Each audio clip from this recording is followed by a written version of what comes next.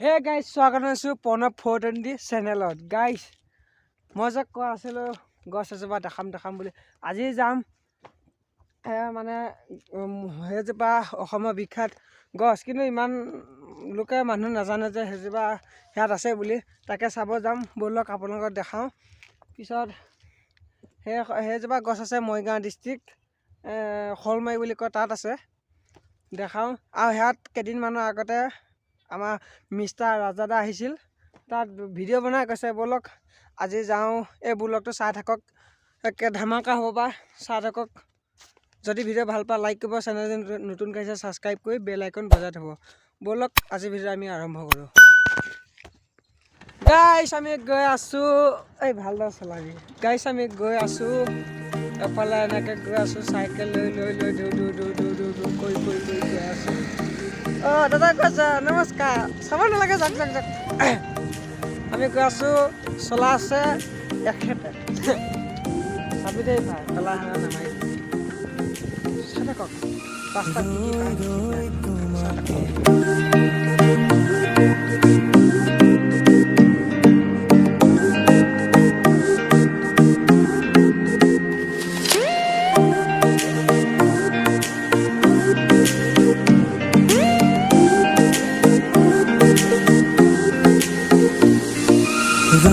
রই তোমাকে বই বই যাবগে, কৈ কৈ কাষতে গৈ গৈ পাম যেন গাই গাই গানকে, চাই চাই তোমাকে মোৰ মন সাগৰৰ দৰে দোৱে দোৱে নাচে, ভাগি ভাগি আহে পৰাণতে সাগৰৰ দৰে দোৱে দোৱে নাচে, ভাগি ভাগি আহে পৰাণতে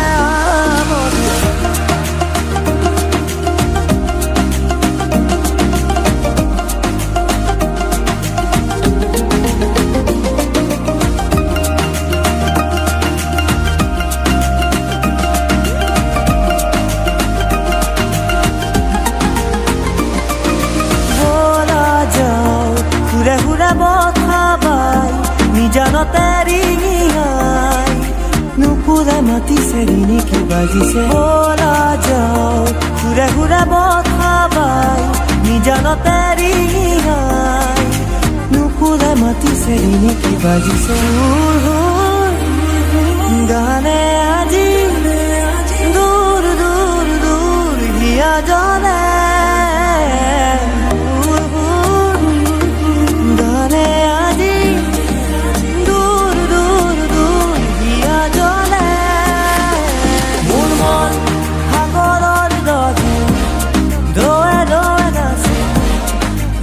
ভাগি আহে পৰাণতে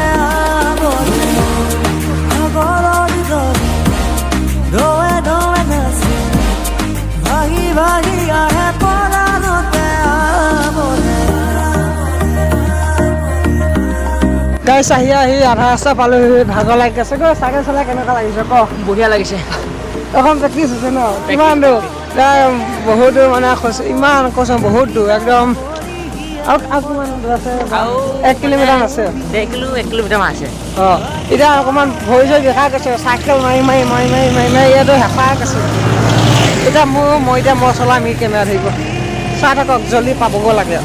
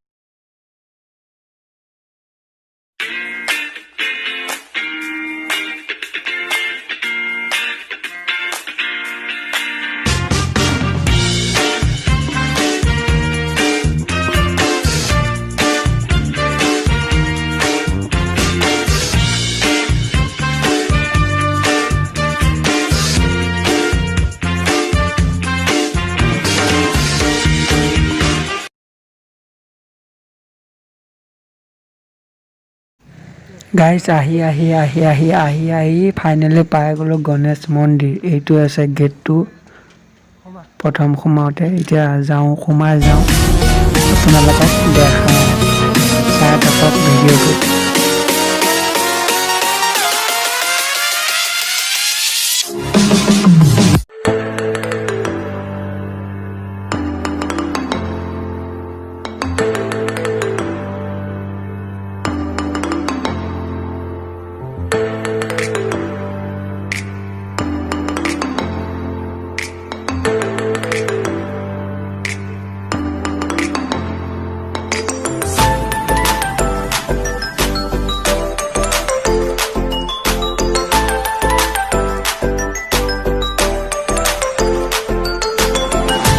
গাইছ আহি পালোঁ। এইটো মন্দিৰটোৰ নাম হৈছে গণেশ মন্দিৰ।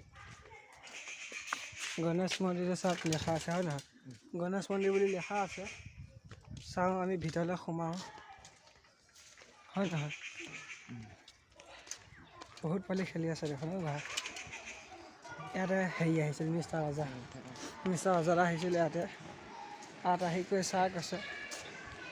সেই গাইছ আমি আহি পাইছোঁ, এতিয়া ইয়াত আছোঁ, সোমাইছোঁ। চাওক এইজোপা গছ মই ভালকৈ ওচৰৰ পৰা দেখাই আছোঁ বাৰু। আহিলোঁ, সোমালোঁ, গছজোপা দেখিলোঁ, গছজোপা গেটত সোমালি কৰিলোঁ, ভাল লাগে। মন্দিৰ দেখাই আছোঁ হয় গাইছ। আমি ইয়াত আহিলোঁ, এতিয়া চাওক মানে এইজোপা চাওক, মই যে কৈছিলোঁ এইজোপা গছজোপা এজোপা হয়। চাওক আপোনালোকে ভাবিব যে এই গছজোপা হেৰি বুলি কি বুলি কয়, গছজোপা ভাবিব আপুনি এজোপা হেৰি গছ বুলি, বহুত গছ, কিন্তু গছজোপা এজোপা কিমান চাওক, এজোপা গছে ভাবিব কি হেৰি 10জোপামান গছে, কিন্তু এজোপা গছে চাওক কিমান ডাঙৰ গছজোপা চাওক। অসমৰ বিখ্যাত, কিন্তু এই ঠাইডোখৰ আছে হেৰি আছে, এই আছিল মৰিগাঁও শ'লমাৰী অঞ্চলত। আৰু এইডোখৰ কথা ইমান নাজানে, সেইকাৰণে মানে অহা নাই, এতিয়াও আহি আছে চাওক। আৰু এইটো হৈছে মন্দিৰটো, গণেশ মন্দিৰ। মানে ইয়াত ককা আইতা মানে হেৰি কৰি আছে, কি কৈছিলোঁ হেৰি চাকি বন্তি জ্বলাইছে।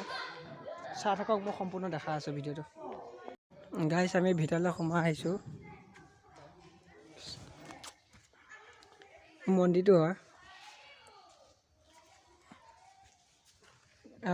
ভকতসকল ন আপোনালোক কৃষ্ণ, এয়া মন্দিৰটো হয় গাইছ। এই মন্দিৰটো স্থাপন হোৱা কিমান বছৰমান হ'ল? আমি জনামতে বুৰঞ্জীয়ে যিটো কৈছে, আজি প্ৰায় 600 বছৰ আগত এই শ'লমাৰীৰ বটবৃক্ষ গছডালৰ তলত এজন নগাঁৱৰ আউনীআটী সত্ৰৰ জপৰা গোহাঁই নামৰ ভকতে ইয়াত বসবাস কৰিছিল।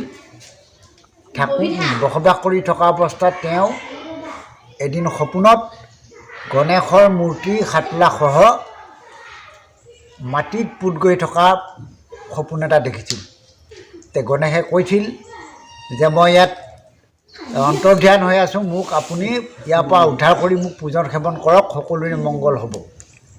সেই অনুপাতে গোসাঁয়ে এই গঞা ৰাইজক গোটাই কথাখিনি অৱগত কৰাত গঞা ৰাইজে তাৰ খোল প্ৰসং আদি দেৱবাদ্যৰে খনন কাৰ্য কৰি এই গণেশক উদ্ধাৰ কৰি তেতিয়াৰ পৰা সেই গোসাঁয়ে পূজন সেৱন কৰি আছিল। ইয়াৰ মহত্ব কৈও শেষ কৰিব নোৱাৰি, মই চমুতে কৈছোঁ। গতিকে আজি গণেশক তেওঁ প্ৰতিস্থাপিত কৰি পূজন সেৱন কৰি এই শ'লমাৰীবাসী ৰাইজক অৰ্পি দি গ'ল। অৰ্পি দিয়াৰ পৰা আজি ৰাইজে তেওঁৰ ওচৰত পূজন সেৱন কৰি থকা অৱস্থালৈ বৰ্তমান এই অভাজনৰ সৈতে 23জন পূজাৰী হৈছে। আজি মই এতিয়া বৰ্তমান লাষ্ট আৰু তেওঁ হয়তো প্ৰজন্ম কোনোবা পূজাৰী আহিব। আজি গণেশৰ যি মহত্ব, এই মহত্ব এনেকুৱা, যোনে যি কামনাৰে এক চিতে এক মনে তেওঁৰ ওচৰত অৰ্চন বন্দন পূজন সেৱন কৰে, সেই অনুপাতে তেওঁ ফল পাইছে। এই ফল পোৱাৰ কাৰণেই আজি সৌ বটবৃক্ষ গছডালৰ তলত থকা গণেশ মন্দিৰৰ ভাগটো আজি এই ভাগলৈ ৰূপান্তৰিত হৈছে ভকতৰ আশীৰ্বাদত। সেয়ে গণেশৰ আদি বুৰঞ্জীটো মই তেনেভাৱে জানিছোঁ আৰু দেই 600 বছৰ অধিক হৈছে বুলি মানে। এতিয়া আপুনি এই মন্দিৰটো পূজাৰী আৰু হয়। ইয়াৰ এটা সপোন এটা দেখিছোঁ যে যিখিনি মই এবাৰ জগন্নাথ দৰ্শন কৰিম, জগন্নাথ দৰ্শন কৰি আহি আজি ৰাইজক আগত মানে সহায়ত এই যিখিনি পৰিৱৰ্তন হৈছে ৰাইজৰ সহায়ত মই আৰু অলপ সপোন দেখিছোঁ, যিটো সপোন নেকি হয়তো পূৰাব নোৱাৰা সপোন। সেই পূৰাব নোৱাৰা সপোনটো যদি গণেশ বাবাই দয়া কৰে, ৰাইজৰ আশীৰ্বাদ হয়, তে ইয়াত এখন বৃহৎ অতিথিশালা নিৰ্মাণৰ চিন্তা মানে কৰি আছোঁ। ইয়াত যাতে দূৰ দূৰণি ভকত আহি ইয়াত ৰাতি থাকি কৰি তেওঁৰ ওচৰত অৰ্চন বন্দন কৰি যাতে ইয়াৰ পৰা যাব পাৰে। গতিকে সেই সুবিধাটো কেতিয়া গণেশ বাবাই কৰায় আৰু ৰাইজেও চিন্তা কৰিব লাগিব। ইয়াৰ আশাটো কৰি মই সপোন দেখা নিচিনাকৈ ভাবি আছোঁ আৰু। এতিয়া শুনিলে মানে কেনেকৈ ইয়াত স্থাপন হৈছিল এই মন্দিৰটো। ইয়াতো এতিয়া কাকা হেৰি বহুত দূৰ দূৰণি আহে। এতিয়াতো ইমান মানুহে গম নাপায় বাৰু, যেতিয়া গম পাব তেতিয়া ইয়াত বহুত দূৰ দূৰণি মানুহ আহিব হয়। এতিয়া অতিথিশাল মানুহ থকা ব্যৱস্থা হ'ব। এতিয়া মানে ইমান এটা বিখ্যাত বুলি জনা নাই, প্ৰায় আহিছে। এই অঞ্চলটো ভিতৰত আছে কাৰণে ইমান এটা মানে গম পোৱা নাই। এতিয়া মই শেষত এটা কথাই বিচাৰিছোঁ, আমাৰ যি চৰকাৰ বৰ্তমান আছে এই চৰকাৰৰ দৃষ্টিগোচৰ যাতে হয়, এইখিনি হ'লে হয়তো তেওঁৰ কৃপা কিবা হয়তো আমি ভবামতে, ৰাইজে ভবামতে হয়, ইয়াত এখন বৃহৎ অতিথিশালা নিৰ্মাণ কৰি যাতে দিয়ে, এইখিনিয়ে মোৰ আশা আছে আৰু। চৰকাৰক অৱগত কৰিব লাগিব। এনেকৈ ভিডিঅ' কলিঙৰ দ্বাৰা চৰকাৰে হয়তো গম পাবই হয়। আৰু যিটো পৰ্যটকবিলাকে এতিয়া তোমালোকে আহিলা, তোমালোকে যিটো গণেশৰ যিটো মহত্ব, গণেশৰ যিটো ধৰক প্ৰতিচ্ছবি, এই গণেশ মন্দিৰৰ প্ৰতিচ্ছবিটো তোমালোকে যদি প্ৰচাৰ কৰা, সেইটো এটা তোমালোকৰ কাৰণেও ভাল হয়। সেইটোৱে প্ৰচাৰ কৰিব পাৰিলে ভাল হ'ব বুলি মই আশা এটা কৰিছোঁ আৰু দেই। আহিছে ইয়াৰ মাধ্যমেৰে প্ৰচাৰ নেটত পাই পেলাই প্ৰায় ভকত আহিছে। কাকাক পাই ভাল লাগিল, সেয়া এটা কৰোঁ বাৰু। আচ্ছা ভাবি কৈছোঁ আমাৰ ভকত কাকা বহি আছে ন। ফটো কি গোটেইকেইজনকে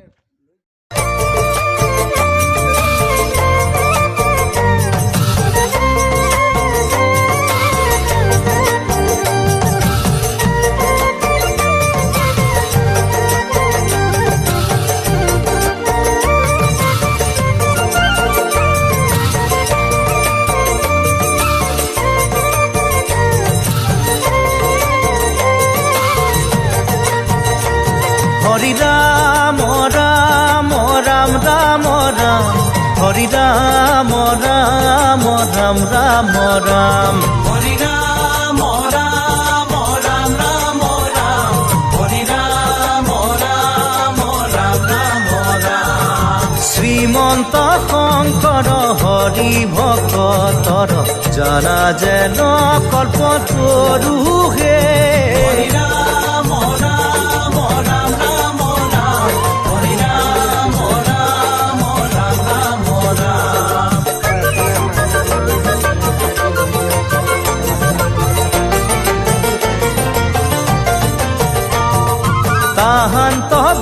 নাই নাহি নাহি নাহি আমার পরম গুরু হে রাম রাম রাম রাম রাম হরি রাম রাম রাম রাম রাম হরি রাম রাম রাম রাম।